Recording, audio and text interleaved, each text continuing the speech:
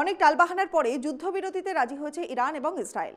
12 দিনের যুদ্ধ আপাতত থেমেছে। তারপরে এই যুদ্ধ জয়ের কৃতিত্বের দাবি করেছে কেবল ইরান, ইসরায়েলই নয়, আমেরিকাও। তিন পক্ষের দাবির সমর্থনেই বেশ কিছুটা যুক্তি আছে, উল্টো দিকে আছে কিছু প্রতিযুক্তিও।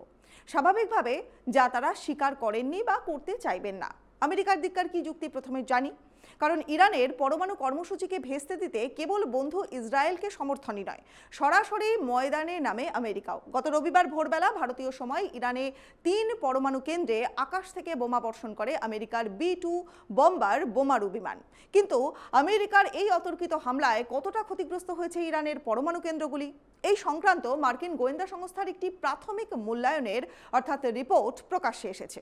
বিভিন্ন আন্তর্জাতিক সংবাদ মাধ্যম ওই রিপোর্টকে উল্লেখ করে জানায় যে মার্কিন হামলায় সম্পূর্ণরূপে ধ্বংস হয়নি ইরানের পরমাণু কেন্দ্রগুলি। তাদের পরমাণু কর্মসূচি শুধু কয়েক মাস পিছিয়ে গিয়েছে মাত্র। মার্কিন গোয়েন্দাদের এই তথ্যের সঙ্গে একমত নন ডোনাল্ড ট্রাম্প। সাফল্যের ঢাক পিটিয়ে তার দাবি যে ইরানের পারমাণবিক পরিকাঠামো ধ্বংসের পাশাপাশি যুদ্ধও বন্ধ করেছেন তিনি। ভূ রাজনৈতিক বিশেষজ্ঞরা অনেকেই মনে করছেন যে তেহরানের বিরুদ্ধে আন্তর্জাতিক চাপ তৈরি করার এবং সামরিক ক্ষমতা প্রয়োগ করেও ইরানের পরমাণু কর্মসূচি রোধ করতে পারলেন না ডোনাল্ড ট্রাম্প। তবে যুদ্ধে লাগাম পরানোর কৃতিত্ব তিনি দাবি করতেই পারেন। তাতে তার নোবেল শান্তি পুরস্কার পাওয়ার আকাঙ্ক্ষা পূরণ হবে কিনা তা কিন্তু স্পষ্ট নয়। আসুন এবার একটু ইসরায়েলের দিকে নজর রাখি।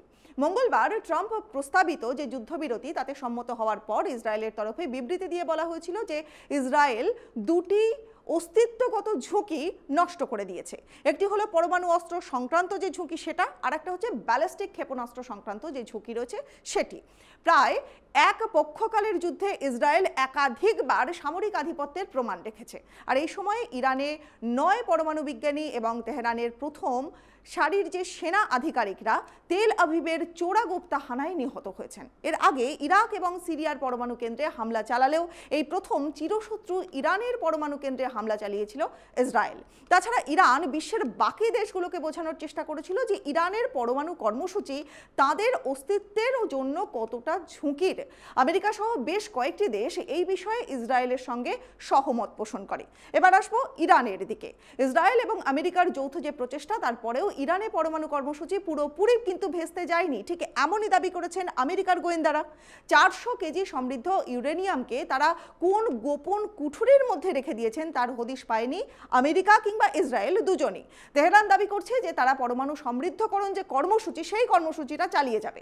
ইরান কেবলমাত্র ইসরায়েলকেই পাল্টা আক্রমণ করেনি, ওয়াশিংটনকে জবাব দিতে কাতারে মার্কিন সেনাঘাঁটিতেও হামলা চালিয়েছে। তাছাড়া বহিঃশত্রু ইসরায়েলের বিরুদ্ধে ইরানের গোঁড়া ধর্মীয় প্রশাসনের পাশে যে সেভাবে সেই দেশের সমস্ত শ্রেণীর মানুষ দাঁড়িয়েছেন তা অভাবনীয় বলেই মনে করছেন তারা।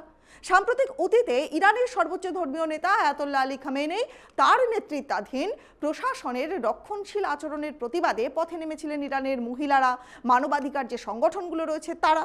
কিন্তু ইসরায়েলি যে আগ্রাসন তার বিরুদ্ধে আত্মরক্ষার স্বার্থে যুদ্ধে খামেনেইর প্রশাসনের পাশে এসে দাঁড় করিয়েছে সেই দেশের সংখ্যাগরিষ্ঠ মানুষকে। অনেকেই মনে করছেন যে এর ফলে ইরানের বর্তমান শাসন ব্যবস্থায় যে রাজনৈতিক এবং সামাজিক যে গ্রহণযোগ্যতা রয়েছে তা কিন্তু বেড়ে যাচ্ছে। তাছাড়া প্রথমে ইসরায়েলের সুরে জমানো যে জামানা বদলের কথা তা কিন্তু ট্রাম্প বলেছিলেন মঙ্গলবার তিনি কি জানিয়েছিলেন? ইরানের শাসক বদল তিনি চান না। এক্ষেত্রে তার যুক্তি কি ছিল? যে শাসক বদলের সময় বিশৃঙ্খলা হয়, তবে আপাতত সাফল্যের মধ্যে অনেক কাঁটাও ইরানের কাছে রয়েছে। ইরান 12 দিনের যুদ্ধে সেনা প্রধান সহ একাধিক সামরিক কর্তাদেরকে হারিয়েছে দেশের প্রায় 650 নাগরিককেও। তাছাড়াও ইরানের যে শাসন ব্যবস্থা রয়েছে সেই শাসন ব্যবস্থায় প্রত্যেকটা ক্ষেত্রে ইসরায়েলি গুপ্তচর বাহিনী মোসাদের নজরদারি রয়েছে। এই সংঘাতে তাও কিন্তু একেবারে পরিষ্কার স্পষ্ট হয়ে গিয়েছে।